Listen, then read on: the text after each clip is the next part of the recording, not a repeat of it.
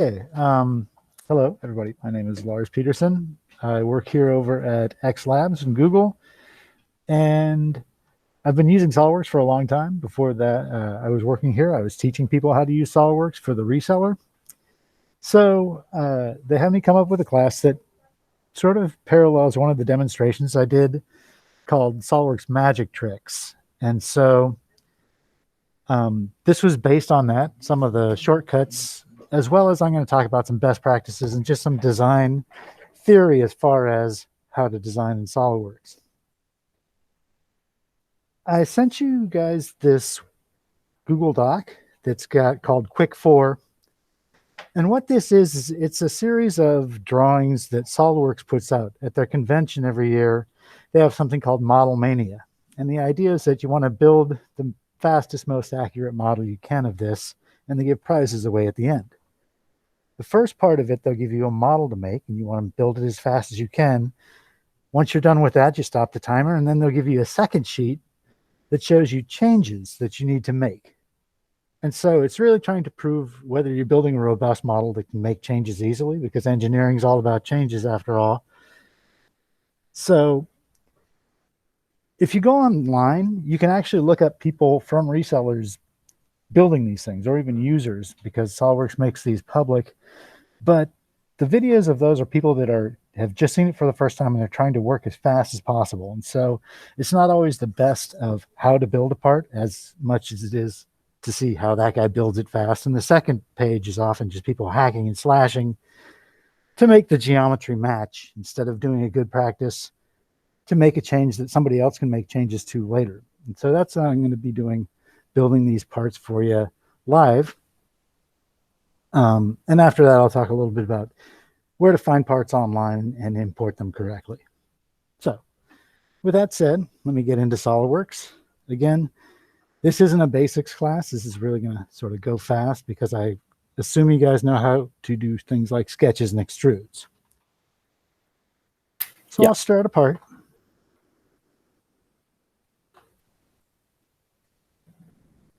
And as always, the first thing you want to do in a part is to draw a 2D sketch. And a lot of times people get sort of confounded as to where exactly to start on their part. And what you want to do when you first take a look at a part, and we have lovely examples here. Typically, an example is not going to be this lovely when it's handed to you by somebody for design. It'll usually just be scrawled onto a napkin or something. But this is really clear, and I can take a look at what it is. It's a collar is the first big shape I'm saying. Also, I want to check for things like patterns and symmetry so that I don't have to repeat my work. So it's a collar, and I can see there is a pattern. There's 3 of these lobes with a matching cut underneath it, and it's also symmetric along the middle of this. So I'm going to start my design taking advantage of those things. It's a collar, so my first shape I'm going to do is just a ring of the collar. So I'll start a sketch, and I typically, when I'm drawing things, I don't often go into my command manager anymore. Mostly what I do is I use mouse gestures. And if you're not familiar with these, if you hold your right click down and move it, you'll get this little visual aid that shows you sort of a clock. And if you pass through that clock, you can get right into that tool, like drawing circles pretty quick. Or if I want to go into dimensions, I just hold down my right click and move it through that mouse gesture. Here I've got my smart dimension tool. First dimension sort of sizes your sketch. So you saw that it was 150 something when I first drew it, but it resized the sketch to match my 60 to still fit it in the screen.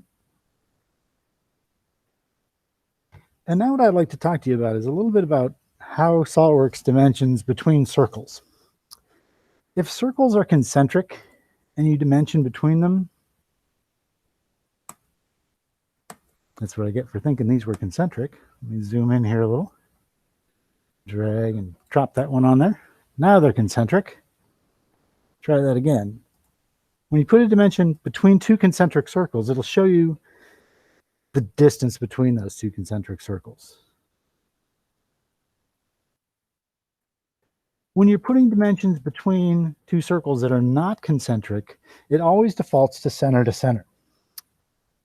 Now notice as I move my cursor, it'll flop around. See how this is changing from true size to horizontal to vertical. If you'd like it to stop flopping around, you notice that your cursor looks like a little mouse. If I right click, what that does is that locks that particular dimension into that orientation for me, so it won't kick around as I move around here. I don't have to worry about it getting stuck at true size or vertical. Okay, now that will happen whether I had picked the center points of the circles or the circles themselves.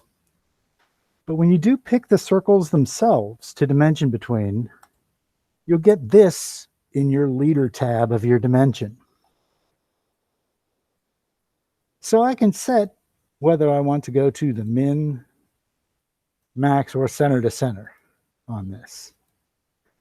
Oftentimes people are after the minimum distance here because the center to center is really hard to actually take a measurement from when it's a hole, you know, it's a theoretical point in space, but the edge of the hole is easy to measure from. So if minimum distance was what I was after from the beginning, there is a hotkey for that. If you're in your dimension tool and you hold your shift key, when you're dimensioning between two circles, it automatically will do the minimum.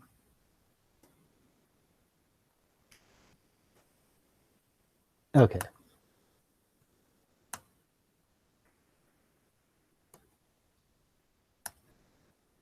Back to these mouse gestures. You can customize what's on your mouse gesture wheel.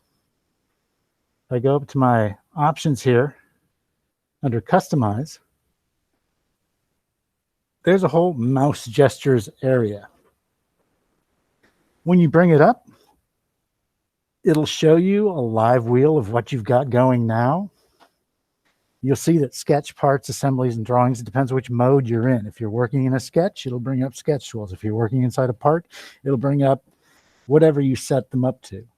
By default, these are usually just an isometric, a front, top, right, side, those kinds of views, and then you put your own features in here for what you would like to have as far as what the command is. So if you wanted to put in a new command, like maybe you wanted delete or something like that, you could just drag and drop this delete onto the wheel.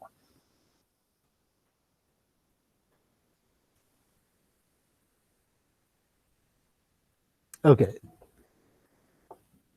So that's how I can get into these dimension tools. And you'll see that a lot of times you'll just see my mouse gestures pop up for a second and I'm in the tool. So usually when I'm working, I don't even see the tool come up. One quick question on mice. Do you recommend using one of those? At this point, I would like to extrude. And usually what you would do is you go into features and choose extrude. I just press the S key on my keyboard and that brings up a shortcut toolbar. This is on SolidWorks. So if you've never used it, you didn't realize it was there, but it is always there. The shortcuts, kind of like the mouse gestures, they have the sketch, part, assembly, and drawing version for all of them. When I'm in the Customize, I go to Shortcut Toolbar. I can set, here's my assembly toolbar, there's my drawing toolbar, and you can even resize these. Whatever size you set it to be at, that's the size it'll come up when you hit the S key on your keyboard. But what I've done to my interface is I've combined the two. I did always use the shortcut toolbar before they had the mouse gestures. But then when I went to mouse gestures, I actually set my downward mouse gesture to bring up the shortcut toolbar. Because hitting that S key was, too much for me. So if I do want to get to the shortcut toolbar, I just click and drag down and I'm in it. And I can pick the other tools that weren't on the wheel. And you can mix and match. When you do customize these, they don't have to be sketch tools. On my sketch toolbar, I've actually put the extrude on here. So I can go right from extruding, right from inside a sketch into extruding without switching toolbars or anything on my interface. I do want to take advantage of that symmetry that I saw from the side. So for this, if I right click, it brings up the end conditions. Whenever you're inside of one of these property managers for like an extrusion or a revolve or something, it's always going to have this end condition pull down. A right click will show you all of the end conditions possible. So I'll switch this to a mid plane. And rather than typing anything in, I usually just click and drag on this. You'll see that if you're not on the scale, it's not going to snap to anything, but you're hovering over the scale, it'll actually snap to the numbers on the scale. In fact, if I zoom in and I do it again, the numbers will get finer. So if it's, if you're going for a 0.5 or something like that, you can just zoom in and it'll bring in that number for you without having to type in anything. Okay, so there's my extrusion. Took a little longer than most extrusions, but I wanted to explain a little bit about how I'm flying in and out of these tools so quickly. You do want to pay attention to your pop-up toolbar as well. Whenever you click on something, you'll always get a bunch of options for what you just clicked on. If you move your cursor away, those will disappear. But oftentimes, it has just what you want. I want to open a sketch here. I'm going to design one of those 3 lobes with the holes in it for this part. And I want it to be the same size as the component, always in the height from the midplane. But I don't want to have 2 features that I have to manage. I don't want to set this one to be midplane at 20 and then this one to be midplane at 20, because if this one changes, now I have to change this one too. So if you use the surrounding geometry, you can force it to always be the correct size. Like for here, I'm going to start my sketch on the top of the part and then have my extrusion go to the bottom of the part, and then it'll always be as tall as it. So let's go. Sketch. Down here, I think I covered this in the intro. You can always switch position if you want to look straight down at something. Just click on the arrowheads if it's in one of the normal planes. All right, and I'm going to start drawing lines. Now, when you're in your line tool, you might have discovered this on accident. If you drag the line back to the beginning of where the line started, it all of a sudden turns into an arc. It's perpendicular to the endpoint right now, but I can make it go tangent too. If I keep going back, it depends on which direction I drag it from. If I drag it straight out this way, it'll be tangent. If I drag it straight up, it'll be perpendicular. One of the nice things is you can do line arc very easily in this tool. You don't have to keep switching tools. I'm still in the line tool, so my next tool will be a line. Also, you do want to pay attention to your pop-ups on the screen. Like following this yellow line is going to automatically put on a permanent relationship of this point being tangent to the circle. Okay. Remember, a lot of on-screen stuff. I don't like using toolbars too much. So I can click on here, maybe do a box selection. I don't see the tools I want, so remember, I've got the shortcut toolbar that I can use. Still not seeing what I want. So again, if you need to customize the shortcut toolbar, it's pretty easy. Here's my sketch one. If you want one of these pull down options, like this will show me all the choices for ellipse and all the choices for circles, you would grab them from here. But if you're just after a particular command, you can dial up the toolbar that it comes from and then just click and drag and drop this onto your shortcut toolbar. So I've got a couple types of mirrors here. The first type of mirror, the standard mirror, is for when you've already drawn the information. It'll assume that the center line is your axis of the symmetry when you do create a mirror like that. Okay, but there is one thing that's weird about doing a mirror in this style, and it's just when you do it with that segment of arc. See, we're smart enough to merge the arc. I only had one segment of it before I did the mirror, and now I've got two, a symmetric full arc on either side instead of two little pieces. That was smart of it. But it completely forgot the fact that this was supposed to be in the middle. I can just click and drag and reaffirm that. It snaps to the middle of this arc. And so now I've got that fixed.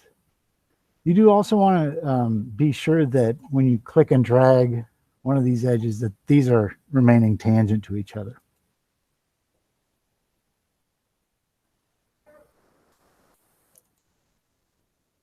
Okay, there's another tool that I like to use often, and that is convert entities. What a convert entities is, allows you to copy geometry from somewhere in the part or even another sketch into the sketch you're in. Again, this is me using the geometry of the part to define things so that if the geometry of the part changes, it's not going to explode, or I don't have to go change a diameter and then a radius and then a diameter and stuff that's stacked on top of each other if I just continue to use the same geometry that's in the part already. So converting this edge will convert that edge. And if the circle gets smaller, if the internal diameter gets smaller or larger, that edge is always going to be right on the same edge of that circle. Sometimes people ask me, well, why didn't you do this one? Isn't that going to give you the same thing? And it will. I'll be able to extrude them both. But I always like to sort of overlap stuff. When you're building stuff in SolidWorks, it'll combine it anyways. It'll merge it, and it won't have any problem with that. But sometimes when you try and do it right on the outside edge, with an extrusion, there won't be any problem. But if the part's got some strange geometry, like it curves away from it, or you're doing a sweep or something like that, you can get something called a zero thickness, where it's not really sure whether it's supposed to be on the inside or the outside of it, and so it just fails. When you do stuff where you're overlapping it, it doesn't have any question about whether it's connected to the rest of the part. It just does it. All right, I'll use my trim tool here to clean that up a little and start putting in some dimensions. Nice thing about the modify box, they gave me a number that was, something divided by 2. I can just do that math inside of my modify box.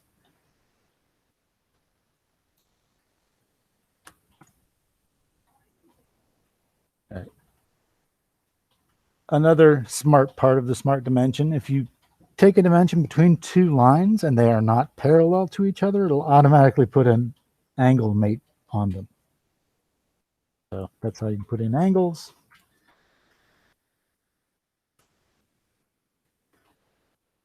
That was that thing of me saying you should make sure that this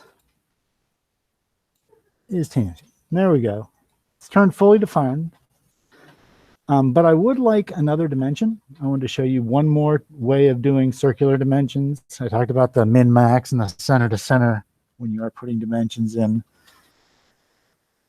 When you dimension to a circle, that automatically does a diameter. When you dimension to an arc, it automatically does a radius. But there are some other dimensions that you can pull off of an arc.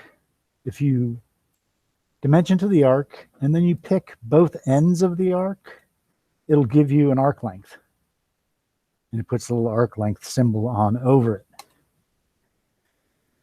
Now, if you saw for a second my computer flashed, it actually had an error for a second, and it was going to ask me a question, but then it didn't. Sometimes when you're working in SolidWorks, it'll pop up a question, like if you put this dimension in, it'll overdefine it. Are you okay with that? And one of the boxes at the bottom will say, don't ask this again. If you check that on and you answer the question, it'll always just answer it yes or no every time it sees that box for eternity. And if you wonder, well, gee, I kind of missed that, or what did it used to say? Go back in the options.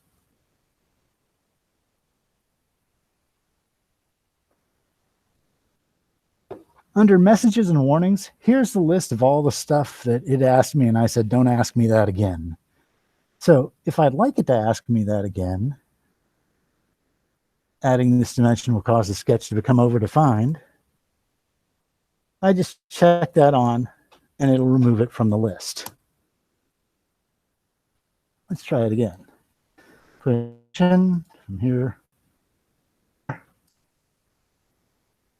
Here's that, you know, box that's giving me a warning. So when I would show that to me again, it meant it, and then it wasn't going to show it to me again. But what the answer was just make this a driven dimension, and then it just becomes a reference dimension. Where if this geometry changes, it'll reevaluate, but it's not a driving dimension. I can't drive the design from that number. I can just get out a report, and that's why it's grayed out. Any dimension can be like that. It's just this little toggle here. So if I wanted to go the other way with it and have this being the driving number, I could switch those, and you see that this one's grayed out now. I can undo those changes because I actually don't want that business, but you can also click down here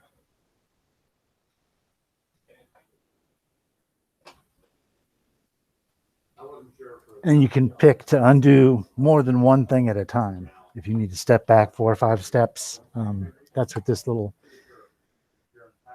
arrow next to the undo is. Okay, let's make this feature finally. I want it to go to the bottom of the part. So again, I can right click, I can say up to surface, and I can designate a surface. But the up to surface is very popular. And so one way of doing it, when you're in an extrude, if you just double click on a face, it assumes that you want to go up to that face.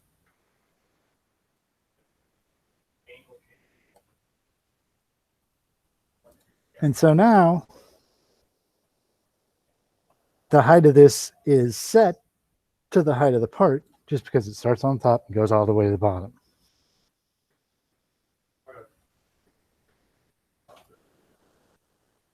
Okay, the next thing I want to do is I want to drill a hole in here. There's supposed to be an 8mm hole. And a lot of times you would think that you would do an extruded cut for that. But a good rule of thumb is that if a hole is under an inch or under, it's probably going to be used for hardware. And if that's the case, I always like to use the hole wizard, even if it's a through hole. So I pick this, you pick the face you want the hole wizard to go onto first, and you go in the hole wizard. So he's got the little magic wand. What's all the magic about? The magic is that you don't have to look up hardware sizes anymore. You just pick, I want to have a counterbolt, and you pick what kind of screw is going in there, and it'll figure out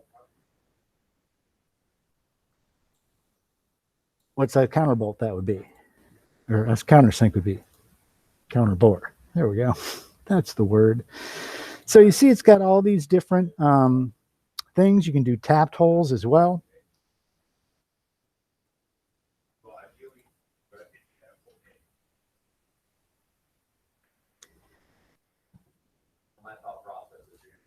And so the reason I like to use the hole wizard is because a lot of times people will want to make quick changes. Oh, I want this to be a tapped hole. Hey, I want to put this as a countersink now. If you do it just as a through hole, you have to build more features on that, or you have to go change it. When it's a hole wizard, it's already got a database behind it. You can just dial up what that hardware change is, or whether you want to go to a tapped hole, and it'll automatically put the information in for you.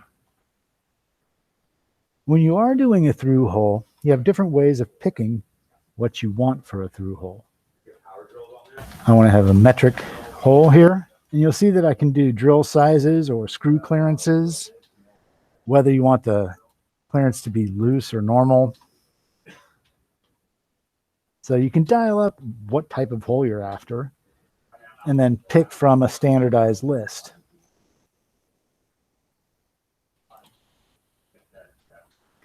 I can also set the end condition. So, okay, a couple of magic tricks. One, I don't have to look up the size of the holes anymore. The other magic trick is that if you actually do a hole that's not all the way through, it puts the drill point in the bottom for you. So you can see those drill points, and you can actually make sure that your drill points aren't poking through the bottom of your part when you do use a drill press to make holes. We'll just set this to through all. You can also do near side or far side countersinks. So you can do like compound features in this. It's, like I said, a really nice tool for putting in holes. and it'll do a sketch-based pattern. The more holes I put in, or the more points I put in on this second tab, every point is a hole. If I delete them, they just go away. So it's easy to put in multiple holes, put in hole patterns very quickly using this tool. So the hole wizard, it's a compound feature. It's got one sketch that's just the feature. The position, which every time you have a point, you get another hole. If you take the point out, the hole goes away. The other one is the cross section of that hole. So if it was a countersink or counterbore, you'd see the cross section with that step in there. You don't want to make changes on this level, on this sketch. Putting more points in is completely fine, but if you do want to change what type of hole it is, you should go in and edit the feature. Like if this was all of a sudden going to be a tapped hole, you can just dial up that tap, and you'll see it's got standard sizes, fine and coarse, that sort of thing. And when you do that, it'll actually put in, a cosmetic thread for you that you can see in a drawing downstream. All right, any questions on any of those tools that I just showed you there?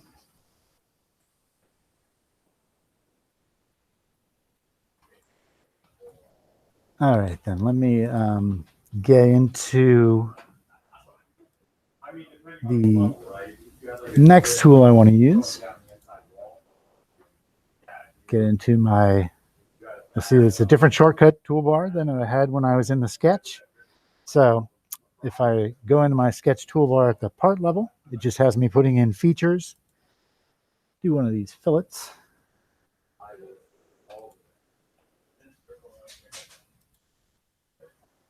You see, you can pick through the geometry of the part if you know where a particular edge is in space. That's up to you if you allow them to select through faces and things like that. So we'll just set this up. And then I want to do that cut. It is symmetric about the midplane, so that's why I put that top plane in there, just so I could continue to, tee off of that symmetry. So I'll start a sketch on the top plane. Go into my line tool. And again, I'm going to use the geometry of the part that's around me to set it. So I go up to the tip of this lobe here, and then I go out some distance. If I select on this, I can turn it to construction geometry easily enough. And if one of my selections is a piece of construction geometry, when I mirror, it'll assume that that is my axis of symmetry. If I hold my control key down, I can put a relation between these two. It's supposed to be perpendicular.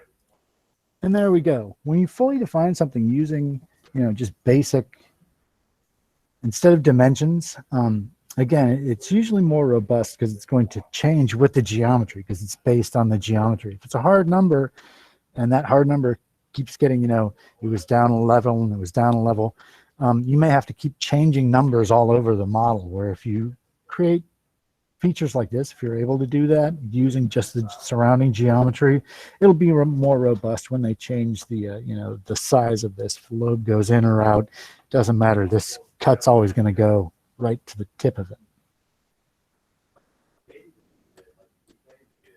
And again, I'll cut this and do a mid-plane. I get that same drag that I was able to use here, but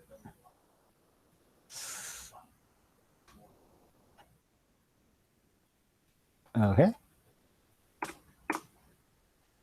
There we go. Okay, I did want to show you a couple more things about fillets. When you're doing fillets and you pick an edge on a edge fillet tool, this will always pop up to show you different combinations. It's taking a look at, okay, these are all the edges along the outside. This is every edge on the part. This is just on the inside of that pocket. Here's all the rounded edges. Here's the 4 matching ones. So I'm going to do those and create this rounded off edge that I want on this pocket. Using a standard fillet like this, an edge fillet, has a constant radius, which is good. Usually you want the constant radius on this, but again, it's not very robust when it comes to changes. So if this thing gets bigger, taller, whoops, not that one. If this hole gets taller, I start getting a flat on the sides. And if it gets shorter, it actually comes to a point. It's still putting in as much of that radius as it can, but since it can't fit 5 on both sides anymore, they're starting to run into each other at the midplane. So I'm just going to delete this feature out of here. And using the same fillet tool, typically the fillet tool is set by default to this constant size fillet. But there's another one called a full round fillet. It takes 3 selections. So you pick one face, then an adjacent face, and another adjacent face. And you have to pick here, here, and here. And what it'll do is it'll put a fillet that's going to be tangent to each one of those faces.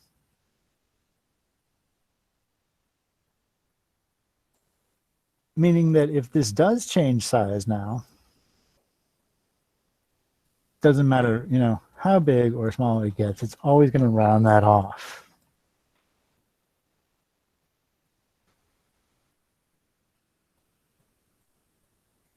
There's even a trick for using that tool. When you select on it, you saw before I was going click here, click there.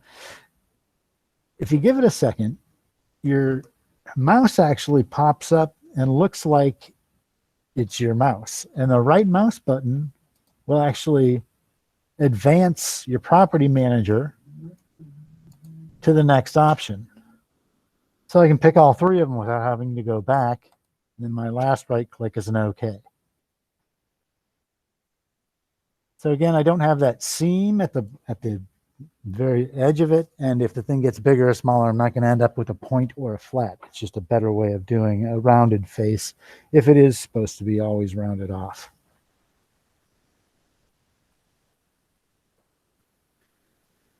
All right, and I'm very much near the middle, or near the end, which is good because this one's been taking a while. I want to do a pattern. All right. Circular pattern. And I want to pick all the features that I want to move over. Like if I just pick this boss and this hole, it's not going to assume that anything else is coming over. You know, it doesn't bring the fillets or the hole wizard hole. You have to expressly ask for every feature that you want. So I'm going to go back in and edit that and make sure that I pick a face of every feature, or if I'm not really sure, you can always pop open the feature manager tree over here. This flyout collapses and expands it. When the property manager is open, it's hard to see what's in the feature manager.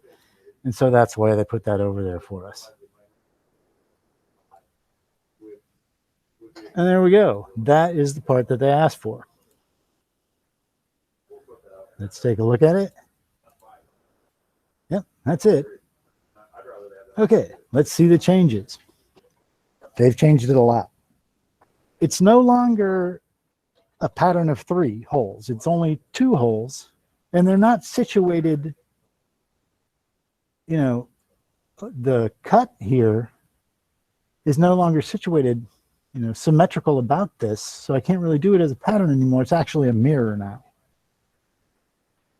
So, okay, again, the intimidation factor. Sometimes you might look at it and go, wow, this changed so much, I should really just start a new part, right? We can work with what we've got. And again, you don't want to just sort of start lopping off pieces and things like that. It's better to work with the features that you have already. So one of the things that needs to happen is that that cut needs to not be in there anymore. So I can remove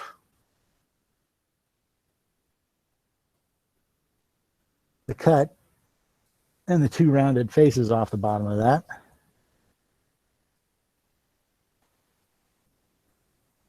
There we go. So this one's the original here. That's why it's still got a cut.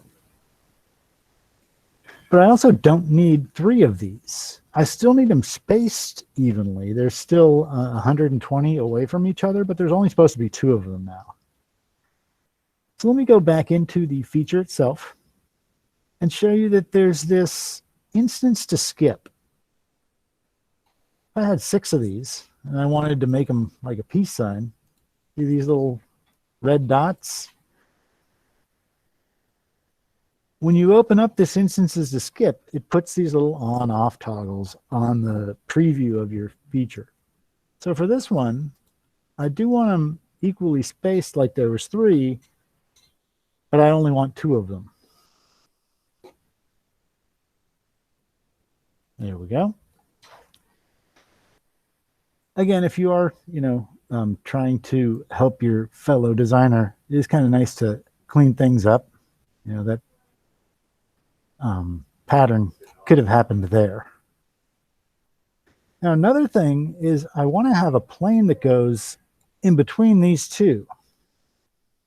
But currently, my regular plane does not. I can make a new plane. So inside of the reference geometry, there's this plane. It's in this pull down here, but I've got it on my shortcut toolbar. There's some really nice default options when you're creating planes. If you pick a single planar face, try that again, pick a single planar face, it defaults to an offset. If you pick another for your second reference, planar face, it'll automatically put the midplane in between those two. So if you're looking to create a midplane, it's pretty easy. Again, it is nice to let people know that that's something you can do. To rename features, it's pretty easy. You just do a slow double click, or since slow double click is relative, you can also select on it and do a F2. The usual Windows hotkey for rename works as well. So there we go. Now I've got this thing working a little better. Let's fix up the next feature, which is this hole. Again, it's not symmetric about where the lobe is anymore. So I'm going to need to go into the sketch and fix that. I've got all my relations turned off here. I can turn them on if I'd like to see them. Using this eyeball, it's this little perpendicular symbol. And I can see these right here. This is a symmetry mate. So just by picking on one of them, I can kill them all. There's also another one. There's a midpoint one here. So this is attaching to the midpoint of that line. I don't want that either. And now you'll see I've got this thing freed up. So it's not symmetric anymore. It's not stuck to the middle of this lobe. I do still want it touching the edge of the part. So instead of putting a midpoint, I'll put in a coincident. And then it's just a matter of me putting in the correct dimensions. Whoop, it went black on me already. That's not what I wanted to have happen. Well, luckily, since I've got all the relations showing, I can see that there's also this perpendicular. Putting things like perpendicular can be tough for other people to find. So that's why a lot of times it's better just to do it as a dimension. There we go. Now it's got a freedom to move. And I can put in this other value.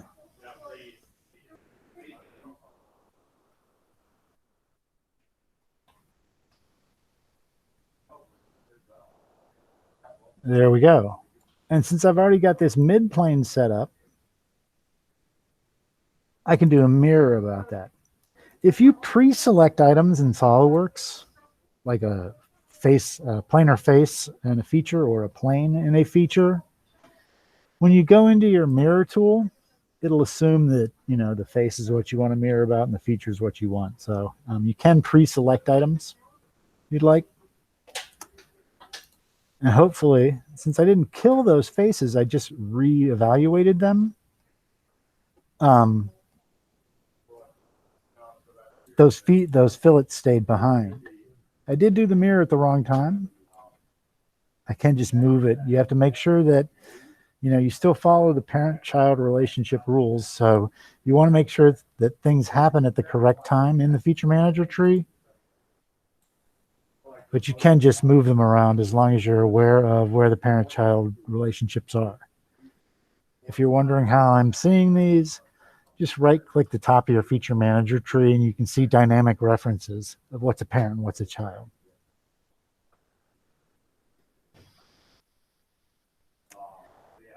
Okay, I'm going to start a sketch here. And I want to do a rectangle with sort of straight at this thing.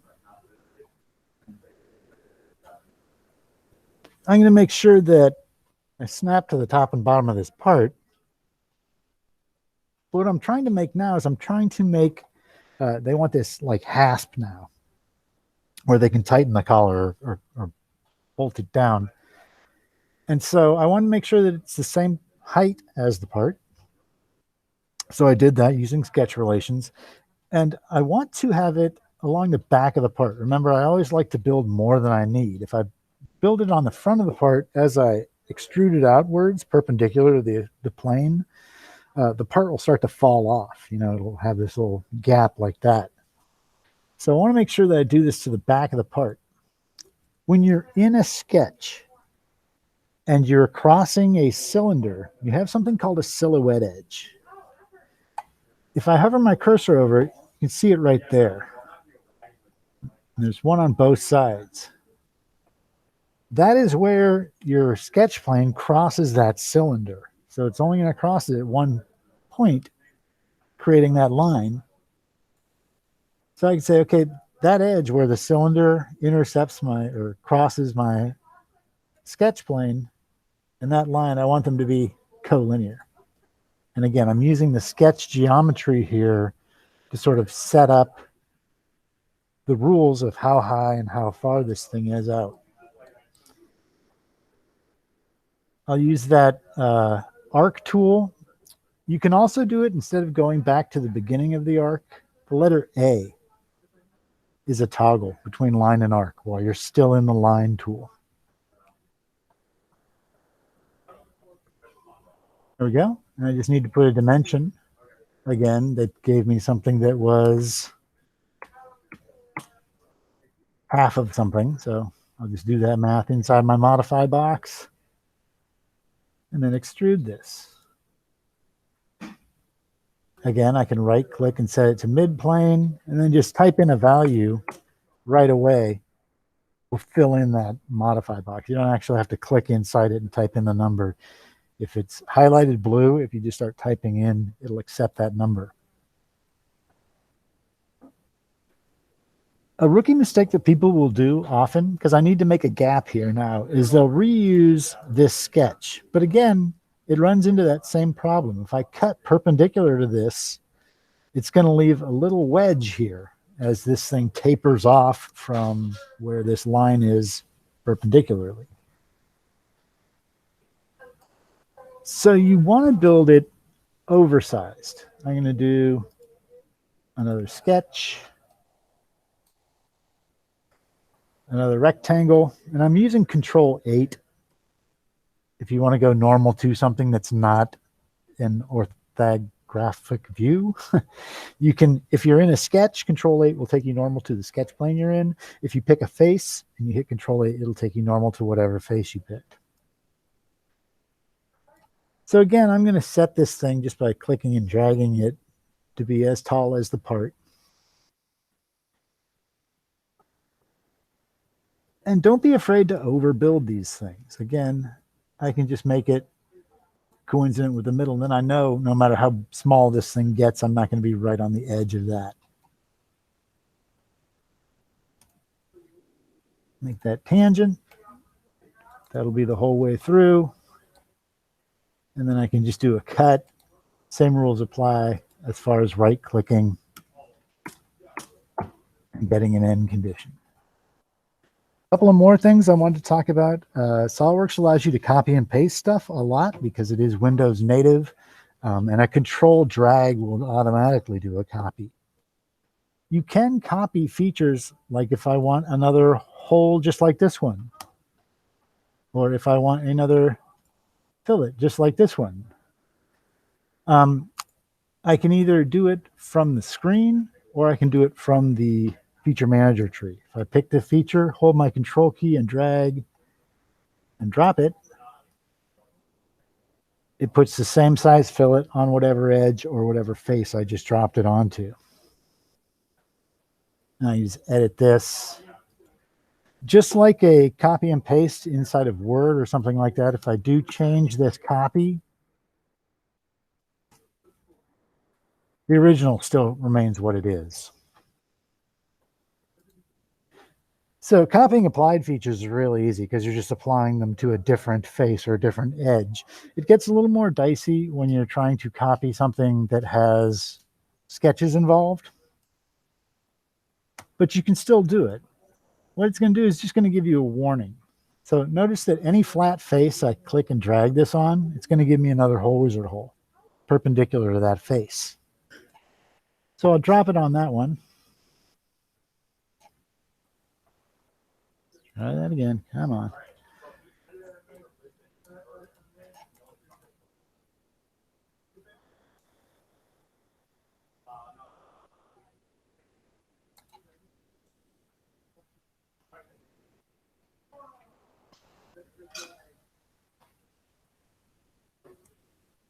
Well, it's not letting me do it. Huh. Let's try this again. What if I just had this as a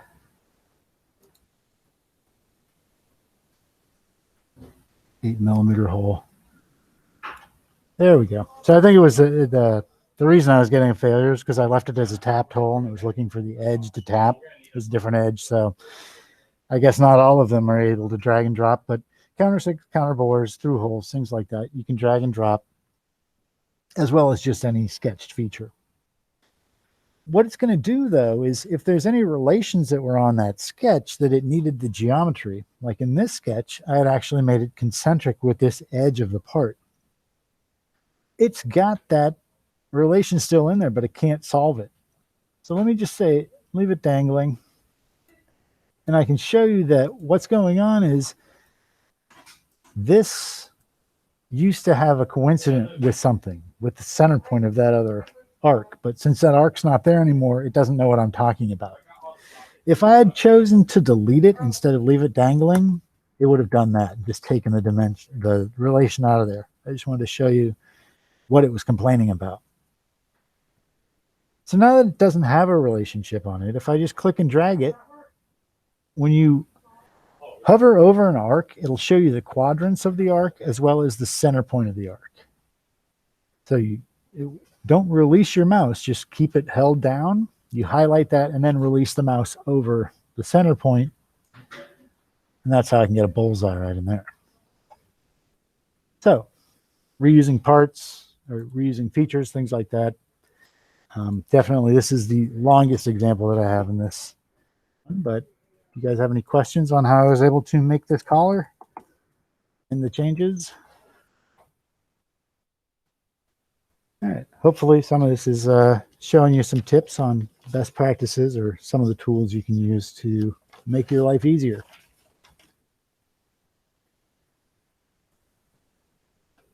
Okay. Here's another part. So this one's a little different.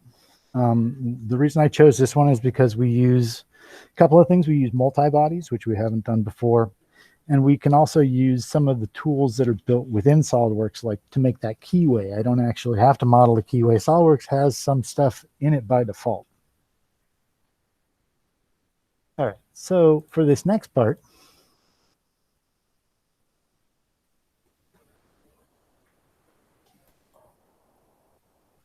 I want to start, if we take a look at the part itself, again, kind of gauge what's going on here. It looks symmetric here, either side.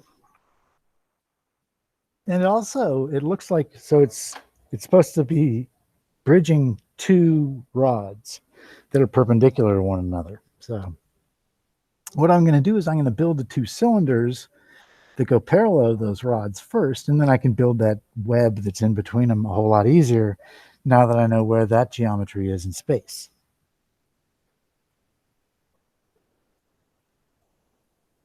So I'll start with the usual stuff here. Sketch geometry, put some relations to it, extrude. If it's going the wrong way, you can always click and drag this arrow. Again, I like to just snap to this. Makes it easy.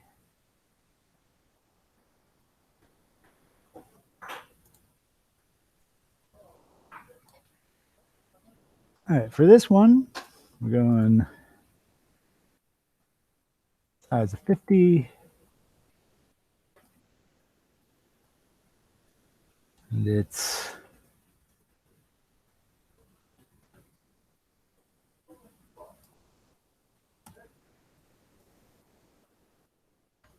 somewhere around there.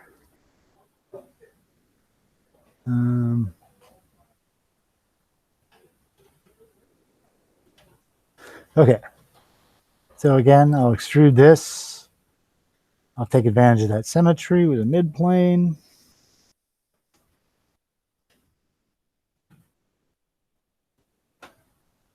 And there we go.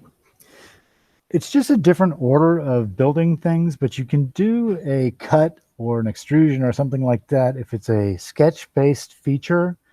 If you pick where you want that feature to come off of, and then choose, I'm going to do a cut off of this face, it'll automatically put you into the sketcher tool with the sketch on that face.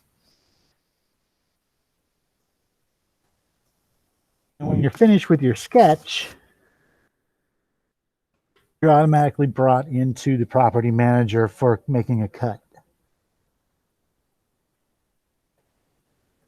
So I can do a through cut like that. And since that one was over the inch size, I'm going to assume it's not for hardware.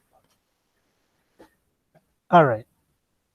I'm going to do another sketch. Now, the only tricky part about this, again, is that I like to overbuild so that I don't start off anything on the silhouette edge on the top of this cylinder and extrude it, because then I'm going to end up with gaps at the bottom. So I'll just build it real big.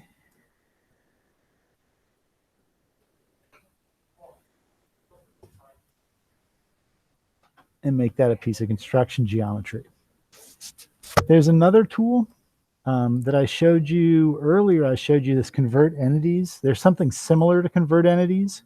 Remember, convert entities, you pick an edge or a face or something like that, and it actually copies that into the sketch from looking down on it perpendicularly from anywhere else in the part.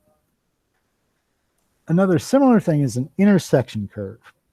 And what this will do for you is if you're in a sketch, and say I want to do an intersection curve, you pick either faces or surfaces,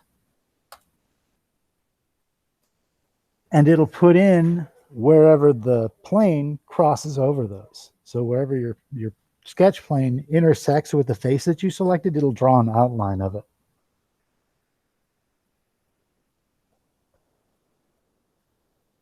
Now for this, I'm actually going to make this a piece of construction geometry. And I'm going to go into my tangent arc tool.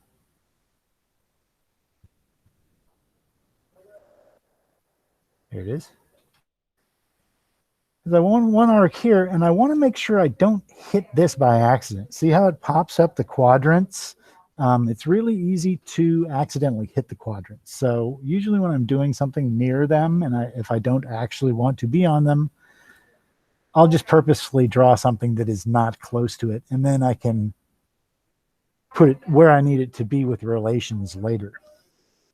So I just made sure that these tangent arcs actually touch the circle, but I didn't actually want them at 12 o'clock and 6 o'clock because that might not be where they are. I just want them to be, you know, come up perfectly smooth to this circle here.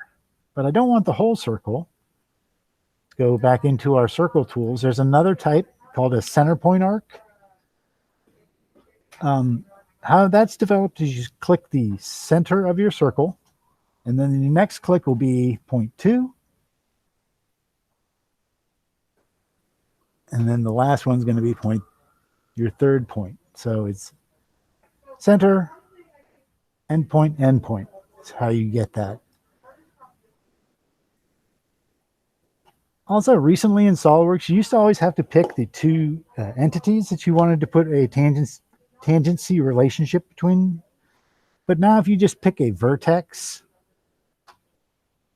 if tangency applies to where that vertex is, it'll allow you to assign it. If either of the entities is an arc, it'll come up with that tangency. So I'm almost there. Got a problem where this is not fully defined. I can tell because it's blue, and when I click and drag on it, it still moves. So let's just put on some more dimensions.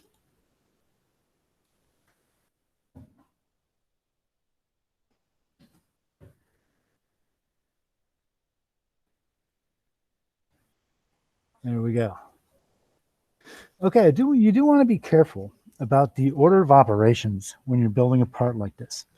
So it's usually a good idea to make all of your solid feature first and then do the cuts later. And it's exactly for this reason right here. If I were to extrude this at this point, this web, I end up filling in the hole. So it is a good idea to do the order of operations sort of like they've got in your toolbar here, where the solids are all on the left and then the cuts are all on the right, and then things like applied features or patterns are something else entirely. You usually want to do your solids first and then your cuts through it. You don't always have to put in your fillets last, but it is kind of a good idea unless it's a major fillet that's a big part of it. If it's just a safe handling fillet where you're breaking the edges, it's a good idea to put that on last so you can turn that off, suppress it in a simplified feature. If you've got an assembly with 10,000 of them in there, it doesn't take long for it to draw 5 fillets, but if there's 10,000 parts, that's 50,000 fillets. So all of a sudden it starts bogging down your computer just drawing all these little fillets you can't see from that large of a scale. So sometimes it's a good idea to put those cosmetic threads or cosmetic fillets at the end so that you can turn them off later.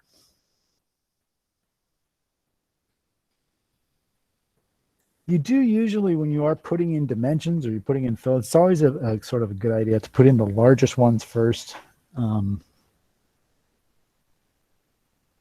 So I'll do that. I'm going to put in this fillet.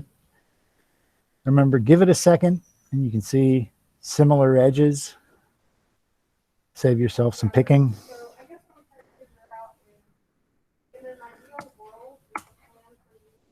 Okay, and so I picked those 2 edges. There's another trick when it comes to doing fillets that it's automatically set up to do this tangent propagation. What that means is if you pick an edge and it's got a tangency on either side of it, it just keeps going. If that is turned off, it'll try to only fillet that one edge that you selected, and then it'll come off to a hard stop. But also, since you do tangent propagation, if I pick this face and this face, it's going to fillet every edge of that face for me. That, in conjunction with the tangent edges, gives me the ability to fillet almost the entire part with just 2 selections. When it comes to putting this keyway in, I don't want it to reinvent the wheel. SolidWorks actually comes with stuff inside it. I showed you the whole wizard. That one's great. Countersinks, counterbores, taps. please use the whole wizard for all of those. It'll make your life easier and whoever's working on your parts life easier as well. Another thing that comes with SolidWorks is this thing called the design library. And this one, not a lot of people know about it, but it does get loaded up by default. If I open this up, here's the design library. Well, they've already got features. I'm working in a metric part. Keyways. Hey, look at all these keyways. It's also got O-ring grooves, retaining ring grooves. So there's already a lot of standard geometry that somebody's already built for you that you don't have to reinvent the wheel. You can just pick the one you're after, drag and drop it on a face, and now I'm good to go. I'm already making a keyway. They have made different sizes of this, so I just need to dial up the one that's got the diameter that I want. And it comes up with our standard size keyway. It is showing me a preview. It's saying, hey, I need a circular edge for this thing to snap to. I can put that in, and now that's automatically going to be concentric with that edge. It's just how they set up that feature.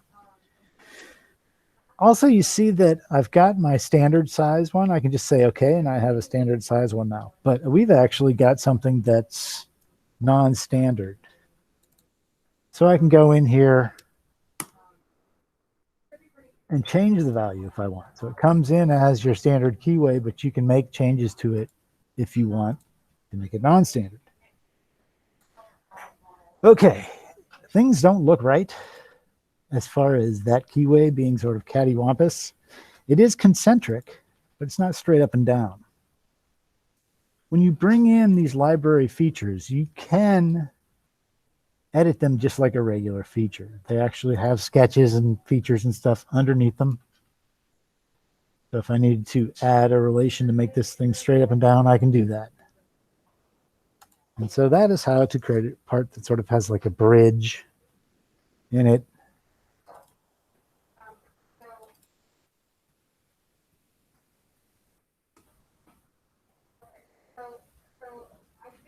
That looks a whole lot like this part, except it's supposed to be 20 wide. Okay.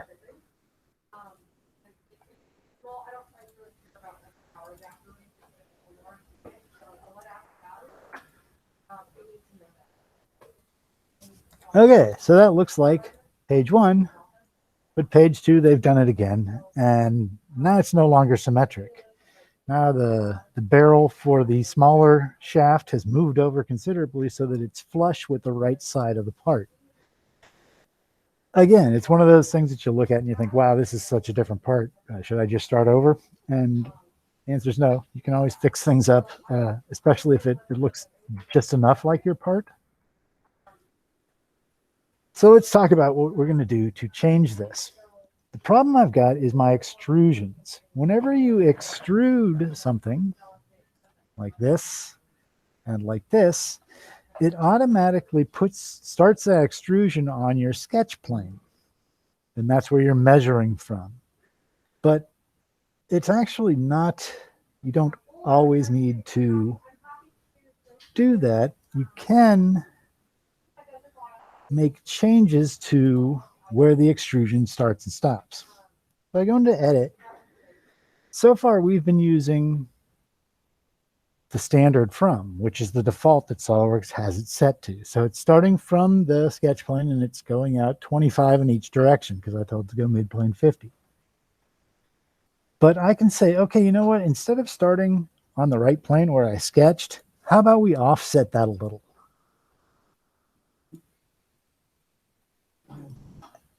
And so I can change this to be at a different location.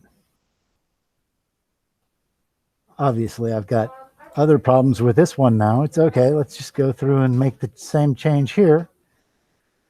Instead of this starting on the sketch plane, I can move this over as well. So now it's starting flush. You know, it's coming up flush to the part. And it's ending at the end of that extrusion for me. Does seem to have an issue with my sketch. That's because remember I did a an intersection curve where I said, hey, where this cylinder intersects my sketch plane, I want you to draw that. It doesn't intersect my sketch plane anymore. SolidWorks still allows it to rebuild. It just gives it a warning and says, hey, there's something not right with this. So if I just say, oh, you know what, let's not do that. Instead, let's make this circle and this circle. And here's a option called Co-Radial. So I'm sure you've used concentric before, concentric, center point on center point. Co-Radial, also center point on center point, but it also has the same radius. So it's pretty much the same circle, just on a different plane. And so I'll set that instead as my intersection curve.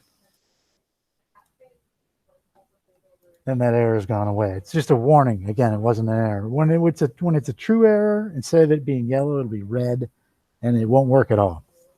There is a troubleshooting video on our YouTube site that you can check out for cleaning those things that do have the red X on them. But I just have a couple more changes here.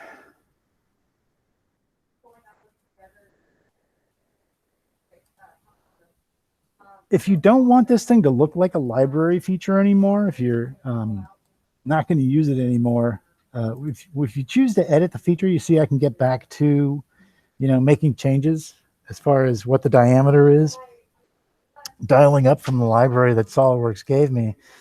But if I'm fine with that's the size that I want, I can just right click and dissolve it. And now it's just its own feature. It's not going to have any connection again to that library that SolidWorks had for us in the first place. They don't want this to be straight up and down anymore. They want it to have an angle. Okay. How can I measure off of an angle here? This part has so many round faces and things like that. You can sketch to reference geometry, or you can dimension to reference geometry. So if I pick this right plane, I pick this point here, I can measure how far that is off of that reference plane.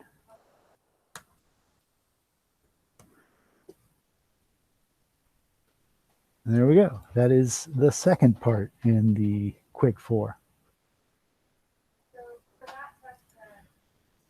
So in this one, at the very beginning, at the end, we ended up with a single body. But for a little bit, we were dealing with a multi-body part. When you bridge the gap, SolidWorks automatically merges them. It has this merge result on by default. So it always wants to turn it into a single body whenever it can. That's because typically that's what you want to end up with. When you send somebody a solid to get it machined or whatever, you don't want to have multi-bodies in there. You just want, this is the block that I want to turn into a component. But sometimes we can use multi-bodies to help us build things easier, which is where this next part comes into, this little clevis here. I'm going to use two separate bodies, and I'm going to use a Boolean operation to create my part here, because I know exactly it's a prismatic part, meaning it's got like flat sides that are perpendicular to each other. And I know exactly what I want to look from the side and what I want it to look like from the top. So what I can do is I can start a sketch here. And I'm going to use this dynamic mirror, the other type of mirror that I like to use besides the regular mirror tool. So the regular mirror tool, you have to draw half of your part, have a center line, and then you can mirror it. If I already know that it's going to be symmetric, I can turn on this dynamic mirror tool. And what that allows me to do is I just draw 1/2 of the part, and it automatically draws the other half for me. It's active when you see these little 2 hash marks here. When you turn it off, those will disappear. Okay, that's a piece of construction geometry. Let me start putting some sketches in here. You can see why I typically don't have all of my relations showing, because I start to get this just bird's nest of features here. So again, you can find that in the pull down. You just click on this eyeball and turn off the relations. If you need to see them for a particular entity, just select on it and it'll show you the relations that are put onto that entity in particular. But otherwise, you see all of them at once. Sometimes it can get a little busy. Okay, I do want to do an offset.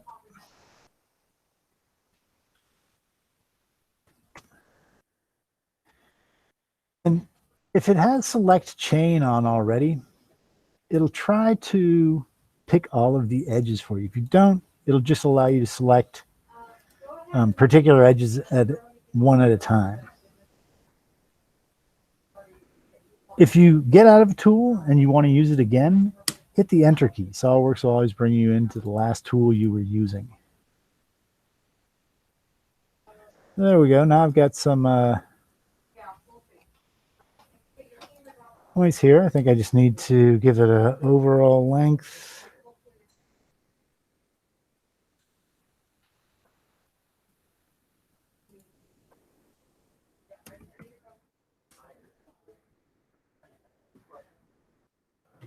And finish up telling it how wide it is. Now I've got it fully defined, but I've got a problem here where those are not connecting with one another. Sometimes you will get problems when you trim this out. This time it worked okay, but another thing that you can do, if you've got stuff that's just about to meet and there's supposed to be a fillet in between it anyways, you can use the fillet to bridge the gap, a sketch fillet, which I typically don't use. You can use it like that to also sort of fill in that gap. The reason I don't use these is I can't pattern them or turn them on or off. They're permanent. Sometimes, if it's really crucial to the design, maybe you want to have something permanent in there. I'll hit Enter again to get into the same tool. Also, it has this keep constrained corners checked on when you are using a sketch fillet. What that means is, see how this dimension goes to this hard point right here? If I were to fillet that away,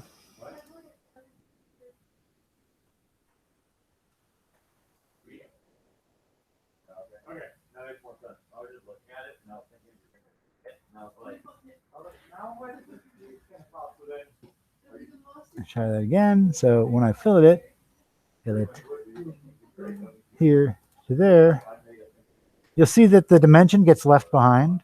It's going to this thing that's called a virtual sharp. If you have that keep constrained corner turned off, that dimension would just disappear.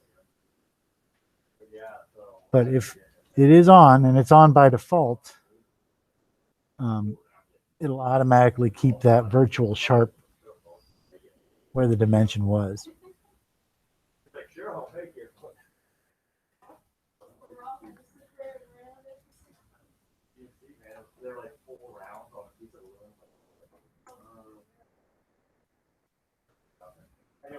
Just doesn't like that one going away. All right. Well, that's another reason I don't like sketch fillets. They're not as robust, it seems, as regular fillets. But let me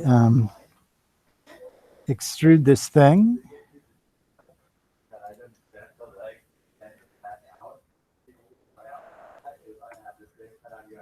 And now I want to draw what this thing looks from the side, but I don't want you guys to have to sit and watch me do that, because that was pretty boring watching me draw that sketch. So I'll show you the fact that you can reuse sketches from different locations.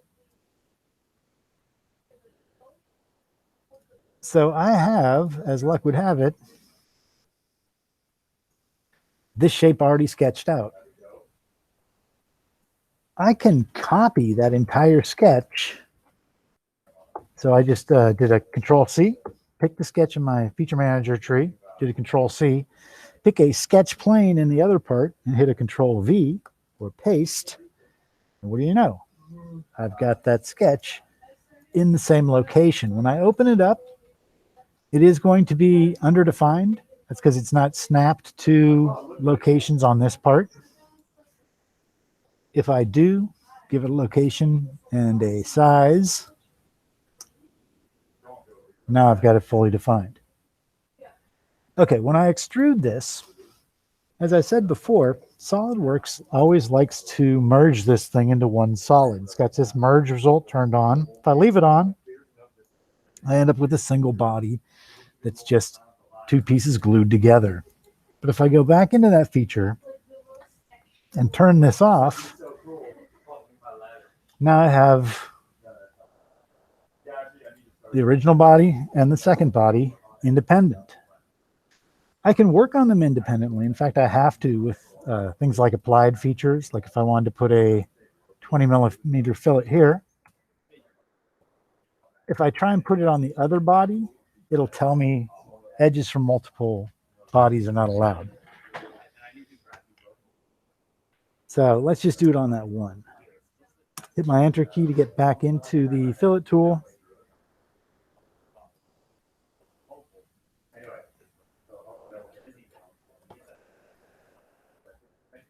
And now I can put fillets on this feature. So you have to, on that body. So you have to do them separately, one body at a time. If you are, doing something like a cut, let's say,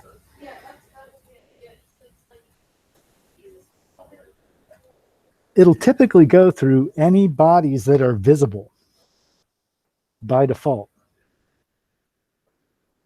Let's see. That one has a hole in it.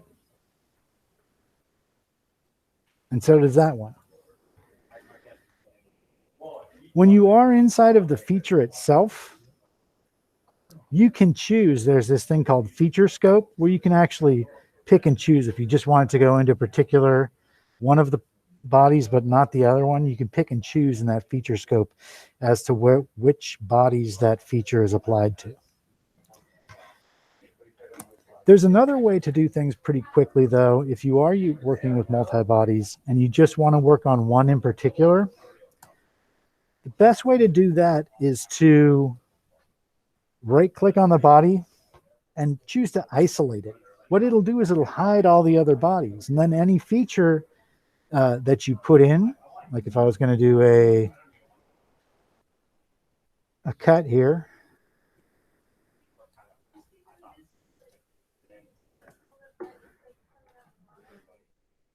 I can do that. And I know since the other one is hidden, this hole's not going to be going in. It's only going to be going in the one that's active. I showed you the full round when you're dealing with like a square top. It doesn't necessarily have to be, prismatic or square perpendicular to each other. You can use this tool to get you a full round in any situation. It's just going to be tangent, hit one spot on every one of those faces that you pick. And for this one, I want to do another quick drag and drop.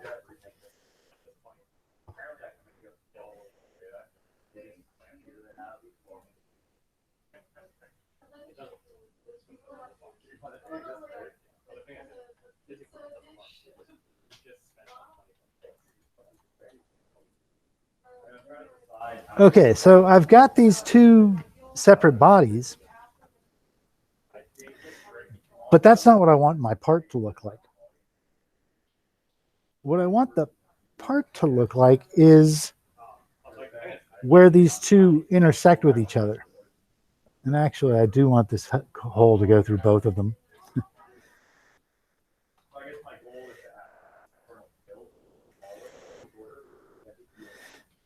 How I can do that, if I right-click on a body, if I have a multi-body part, if I right-click on a multiple selection of bodies, I have the choice to combine them. And that'll take me into Boolean operations. Even though it's called combine, it does three different types of operations. You can have it do an add where it glues them together, which is just like the merge result that we had at the beginning. you can do a subtract, and that's when you're trying to do like a negative of a part. If you're doing like a casting or something like that, you can actually subtract the shape of the part, one body from another. What I want to do is I want to do a common, and what common does for me is it's where the two intersect with each other.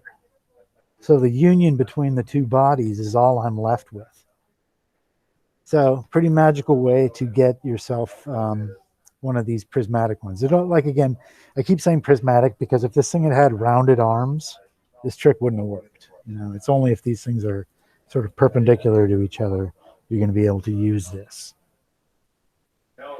But it does come in handy.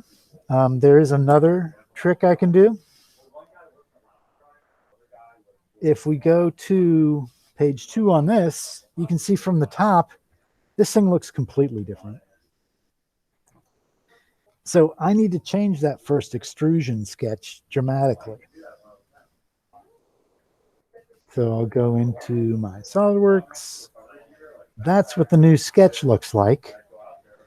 This time what I'm going to do is I'm going to go into the sketch, because before I was copying actually the entire sketch. So it took it off the plane and it dropped it onto the new plane, a whole new sketch. At this point, I just want the entities from the sketch because I have an existing sketch that I want to drop these entities into. So I'm going to go into this sketch and do a box selection. Remember, that selects everything. And I can choose this tool to make a block. What a block does for me is that I have this shape now. If I go into the sketch, before when I was in the sketch, it had all those dimensions holding it in place and giving it a location and a size and a shape. When I created the block, what I did was I captured the size and shape, but the location's no longer held by dimensions, which means I can do this type of thing. Usually in a parametric dimension, when you click and drag, or a parametric sketch, when you click and drag on something and it's underdefined, it'll just start flying everywhere. It's not going to hold to a particular size or shape. But when you create a block, it locks it into one sort of continuous unit. So what that allows me to do is that instead of doing a copy and paste on the sketch, I can copy that block, go into my part, edit this sketch, and say, yeah, you know, that shape that took me so long to draw, it's all gone. But I can paste in the new shape and put it into a location.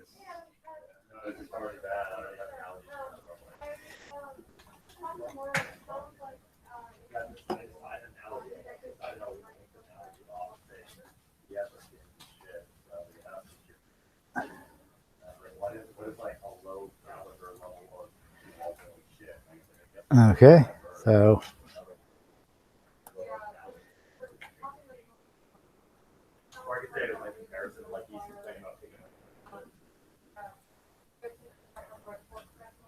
and it's giving me some issues here. One second, let's see if I can do this. Come on now.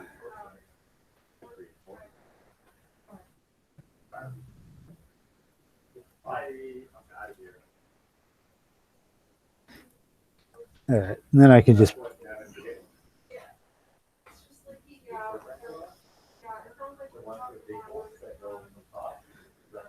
okay, so this is taking a little longer than it was supposed to, just because of the way that I drew this was a little goofy. Move this thing out of the way. Now that I've got it replaced, I can delete this out of here. And hopefully I drew it in the right location. There we go.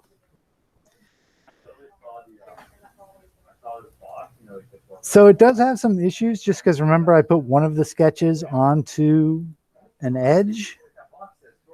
That edge is no longer existing. So I need to either redefine the edge that I wanted to apply that to, or just delete that fillet out of there.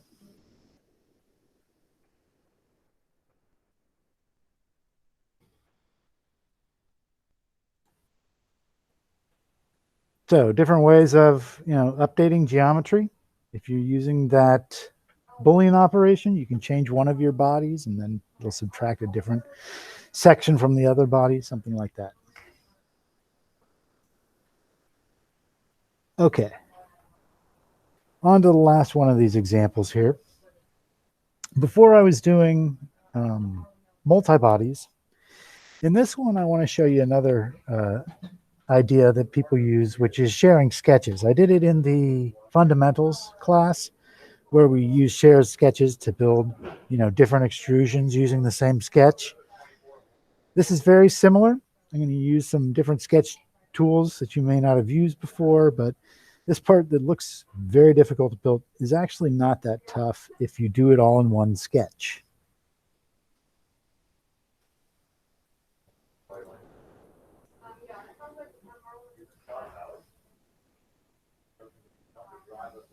Okay.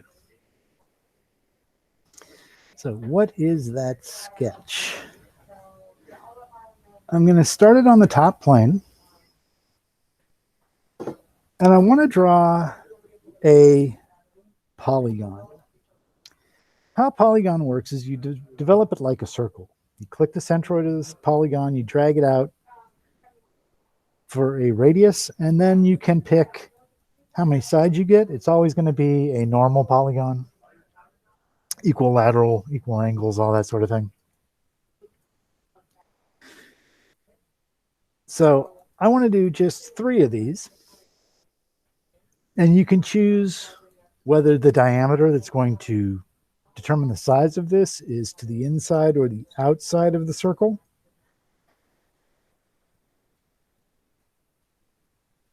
And I can even change the whole thing to construction geometry. So now I've got this. If you wish it was a square or something like that, you can always right-click on the polygon itself and choose Edit Polygon. It'll take you back into where you can edit how many sides it has. Also, it will not be fully defined. It's only going to be attached to that center at the beginning. So I need to let this know that I've got a horizontal side and give it a distance on the outside. Now I've got it fully defined. Okay. The next thing I need, if we look at the model, is I need 3 holes and these flat sides between them. So a trick I like to do when I'm building things that I know I need to be, related to each other is just to draw them sort of off screen. You want to make sure that you don't accidentally put relations between them like I just did with these. So you can give them a check to make sure that they're not related to each other. But I want to do things like I want to make these 3 equal to each other, or these 3 equal to each other. And doing that when it's away from the rest of the sketch usually is a lot easier.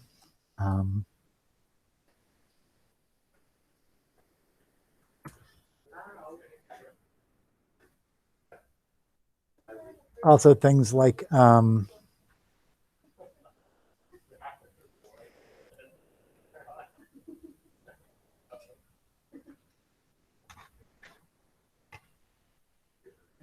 here we go. Just click and drag, snap these to the location that I want.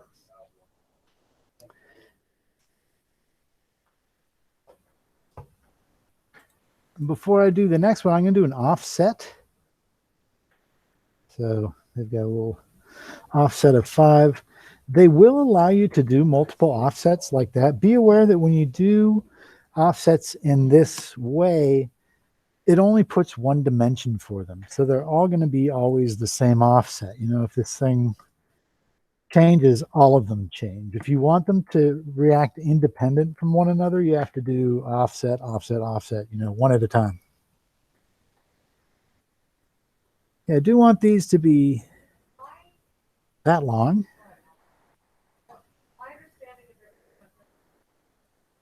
And now another trick that I like to do is this green option. You know, when you're going left to right, it picks anything that was fully inside it. But if you're going right to left, all you need to do is touch it to have it be part of the selection. So sometimes that's easier than holding the control key down. It's just doing that little right box to get things to, you know, snap to one another, or to multiply select them, I should say. So that's what I'm doing. You do want to make sure that you don't hit the dimension, because it will become part of your selection set, and then it'll confuse it as to what your options are. But there's a quick way to get that geometry that I wanted. And what that is that's this shape of this triangle here. When I first looked at this, I noticed that they really didn't give us any dimensions for what the heck this is. You know, this little sort of hollow area in here. All they gave us was a wall thickness. And so that's where I figured out the thing is that we need to extrude this thing, and then we can figure out what the wall thickness is from the geometry of the part. So I'm going to extrude this, and because I have multiple contours, you know, it's not going to guess which area I want to create. I can pick a, you know, if I just want to do the circles, you can select like that, or you can pick regions, like these regions will give me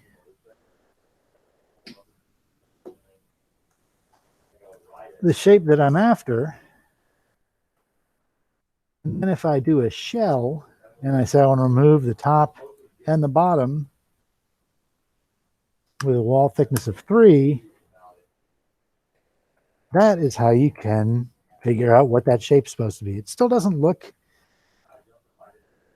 like this shape, but that is because I am missing the fillets on this thing. So typical 3mm fillets all on this part. So I'll do that. Fillet 3. Geez, there's a lot of edges in there. But just remember, select 1, wait for it to give you the choice, and then you can pick all of them at once. And that's how you can determine that shape. All right, I'm still not finished. I still have a bit of the part to build, but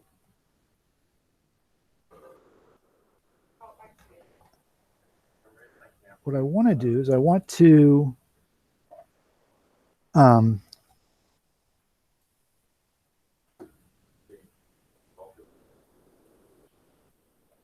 sorry, I don't need a new sketch. I actually want to edit this sketch, put one more shape in there that I forgot, which is the outside diameter of this thing, which is 100.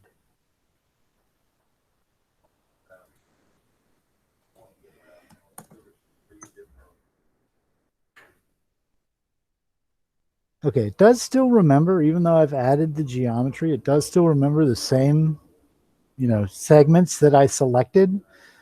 But I still want to use this sketch again, only this time I'm going to extrude it. I want to pick this entire circle downward. 15. It automatically wants to merge this, which is not what I'm after. So let me go back in, edit this feature, turn off the merge, because what I want to do is I want to shell this out too. But if it's merged, it would try to shell out this part that's already been shelled, and it would give me an error. So when you're doing applied features, remember when I was in the last part, it would only let me apply fillets to one of the bodies at a time. Shell is another type of applied feature. So you can only shell one body at a time. Also, if a body's already been shelled, shelling it again is always going to give you an error. So for this one, I'm going to shell it out here. Again, in thickness of 3. There we go.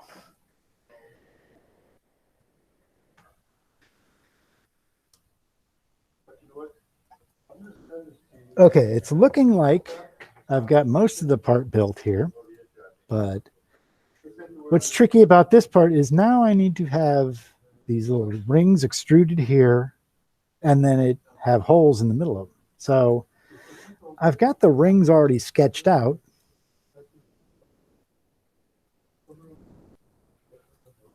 If we show the sketch here, you can see those are my rings there. Let's go ahead and pick the sketch and extrude them. And for selected contours, I just want to pick those inside rings down that direction. Whoops, I grabbed the whole circle on that one. Let me cancel out of here and make sure I just pick the outside ring. And to remind myself, they do go all the way to the bottom of the part. So I can keep it a blind distance, or I can also, double click or say up to this surface if I always want to go down to the bottom. Also, it does have a merge result on. So if you see now, right now I have a 2-body part. Just by extruding that shape, it automatically has merged it into one body. So when you do the merge result, if your extrusion bridges the gap or touches both bodies, it'll automatically merge them all together for you, just like before. And I can use that sketch for cuts as well. Through all both is a great catch-all because it'll just go through the part in both directions. I don't have to really worry about whether I'm supposed to be going up or down.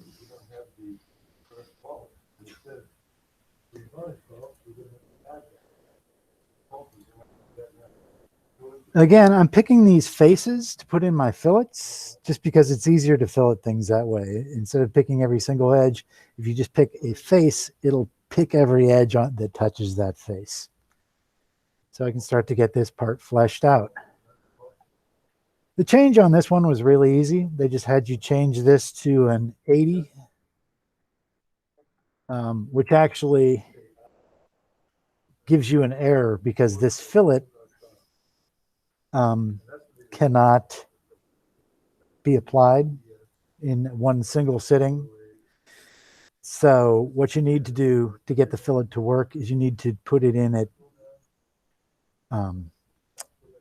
in 2 shots.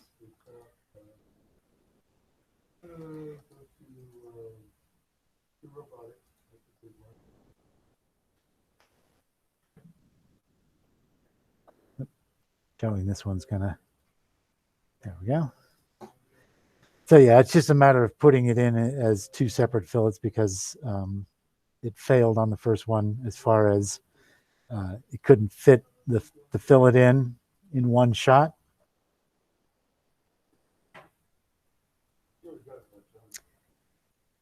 So okay, those are building some of those parts, different ideas on how to build the parts that are found in that model Mania. Please go ahead and try and build them yourself with some of the tricks that I showed you. You can also find some more stuff to do if you need more practice under these tutorials. When you go to help SolidWorks tutorials or online tutorials rather, it'll open up this page. There's a lot of good ones in here if you have things that you are interested in. Also, if you're not sure where a particular tool is, when you're in a part,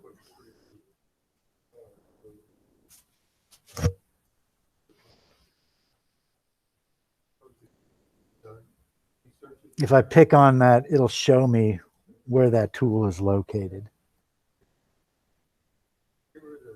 Another place to find a lot of good information is on our website, which is go-x-mechanical hole. There we go. Under training and tutorials, you can find links to classes such as this. You can also find videos like the SolidWorks magic tricks. This is the video that this class was based on. But there's a bunch of other ones if you want to learn more about SolidWorks. Please do. Something else that people find online a lot is models. And there are places such as GrabCAD, which I'm a member of. It's not a terrible place to go. But a lot of the models are questionable. When you're looking at something, whether this is proprietary information that's been uploaded by some disgruntled employee, that's not checked. Also, when you download some of these models, you take a look at them, they're just built by somebody who posted it up there. It really is a social media type of thing, not a place to really get great design. So if I wanted like a carburetor or something like that, they have them, but I don't know how accurate they are. Also, whether they give me an STL file. This is going to be stereolithography. It's going to be all tessellated. There's not going to be a smooth face on it. So it's not going to be a great model. So you can go out to places like GrabCAD or TurboSquid, and they do have 3D models that you can find, but it's not recommended. If I'm looking for something that's not hardware, in my intro class I showed you use McMaster. They have tons of hardware. That's where I grab all that stuff. But for, vendor parts, I use this 3D Content Central. The main difference is this is not a social media. This is something by Dassault SolidWorks. Dassault, the parent company of SolidWorks, vets this, and they've got just tons of suppliers. If I go on here, say, show me a list of suppliers, you can find probably the company that you're working with, and they will have a free solid model for you. Not only is it going to be, a solid model, but it's also going to be a SolidWorks model. So if I wanted to,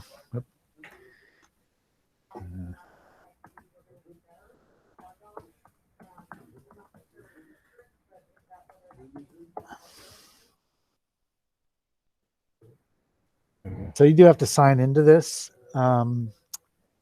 Once you're signed in, it's going to be a SolidWorks file. I can actually dial up what type of file it is. If it is a SolidWorks file that I'm after,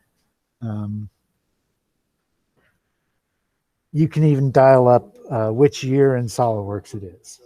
So this is the place to get models from, because they are from the suppliers themselves. The models are free because they figured that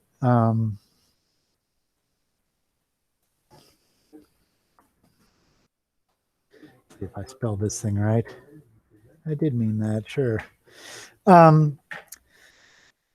So they're from suppliers. They're vetted. It's not going to be just something that somebody posted at 3 in the morning because they thought it looked cool. They're usually viable models. There are things from users as well, but you just want to check out where it's from, for how valid it is. Now, when you do download something like this, like I said, you can dial up to 3 versions back, or if you're even further back than that, you can dial up a step file or something like that. But it's still going to be, a nice smooth file, not like an STL or an OBJ or some of these other things that you can find on GrabCAD that are not great to import into SolidWorks. So we'll show you a preview on this so you can take a look. Is this the thing that you want? You can do a section on it, see how much detail's in the middle, that sort of thing. If it's just a hollow body, you'll find that out too. So you can download this.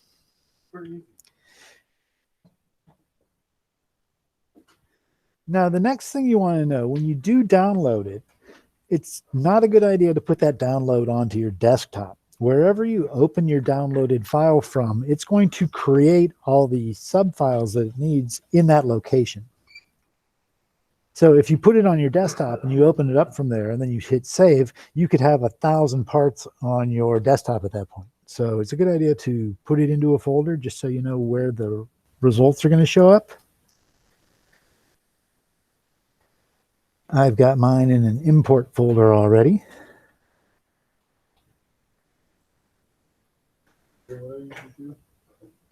Okay, and I'm bringing this one in. It came in as a step file.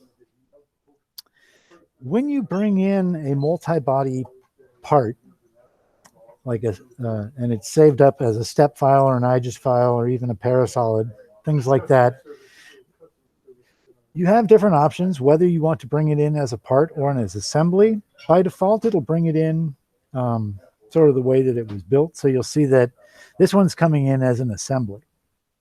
It asked me for what part template and what assembly template I wanted to use. So I just gave it that information, started it on its merry way. And it's actually importing every single body that's in that carburetor. This is a pretty detailed model, and turning it into a solid and putting it in the same hierarchy that it was in the original assembly as far as sub-assemblies, subcomponents, things like that. Okay.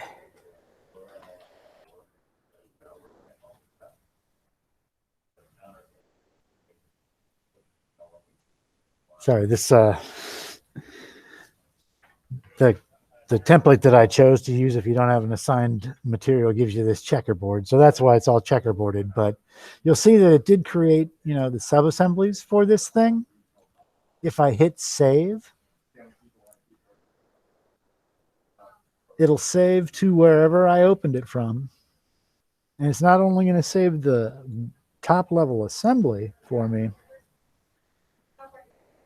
but if I go into the location where I just saved it, here's all those components. So I'm glad that those weren't on my desktop, that they're in that folder. Another thing that people will often do is that when they're bringing in an imported part, it's just going to be a vendor part. You want it to be considered a single component and not an assembly. Like in this sub-assembly here that actually has this imported body,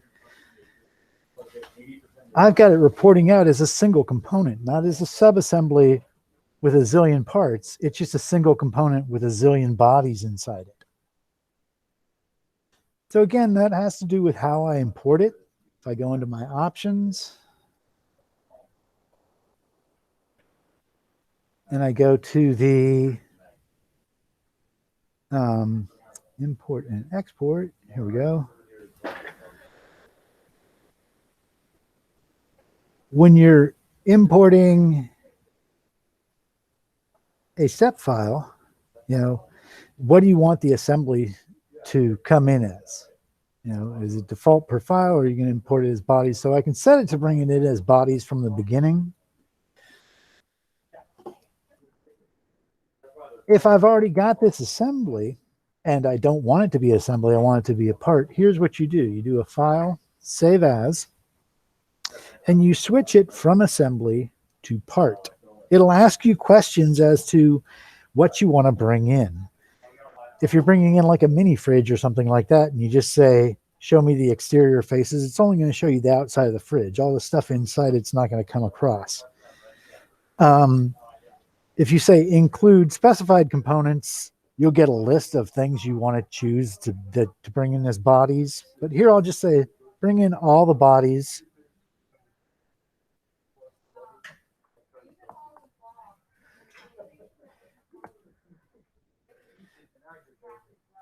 So I just called it new carb. I'll hit save.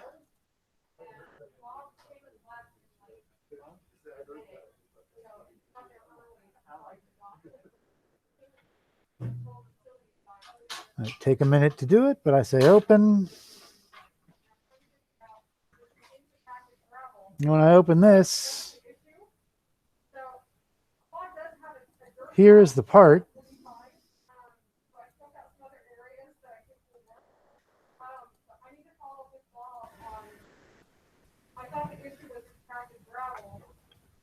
And give it a better material so you don't see that checkerboard. But you can see that it brought it in as a single part with multi-bodies. And so that's what I'd want to drop into my assembly. So, okay, hopefully that was a helpful class for you. Showed you a little bit on best practices. And I just had a thing at the end for where to find imported parts and what to do with them once you have them. With that, I'd like to thank you guys for your time. I'll be posting this video for you, and I will see you later.